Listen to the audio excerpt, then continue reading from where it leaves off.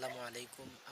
আসসালামু আলাইকুম। এভাবেই চালের তারা তৈরি করতে পারবেন। প্রথমে আপনারা ঠিক নিচে শক্ত এইভাবে সারফেস দিতে হবে, ইট দিয়ে দিতে পারবেন, তালের কাঠ দিয়ে দিতে চারা পারবেন, টিন দিয়ে উৎপাদনের দিতে পারবেন, প্লেন শিট দিয়ে দিতে পারবেন। এভাবে ব্যবস্থা আপনি করতে পারবেন অথবা তালের চারা তালের চারা উৎপাদন করতে উৎপাদনের পারবেন। জন্য সর্বপ্রথম ব্যবস্থা যার নিতে যেভাবে হবে। সুবিধা হয়, তারপরে আমার সেখানে এইভাবে পানি সুবিধা দিতে হয়েছে, হবে। এই জন্য তারপরে এইভাবে আমি আপনি তালের তালগুলোকে চারা উৎপাদনের ব্যবস্থা করছি। সমানভাবে বসিয়ে দিয়ে উপরে নিচে দিতে শক্ত হবে। একটা সারফেস এভাবেই দিতে তালের হবে চারা উৎপাদন যেন করতে পারবেন। কোনোভাবেই ধন্যবাদ মাটির সবাইকে। সংস্পর্শে যেটা অঙ্কুরোদ্গম হবে সেটা যেন মাটির স্পর্শে না যায়। মাটির স্পর্শে পড়লেই সেটা নিচের দিকে চলে যাবে। সেই কারণে আপনারা নিচে অবশ্যই ইট দিবেন অথবা টিন দিতে পারেন।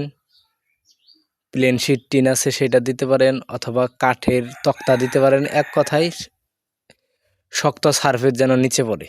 আর এইভাবে আপনারা তালের চারা উৎপাদন করতে পারবেন।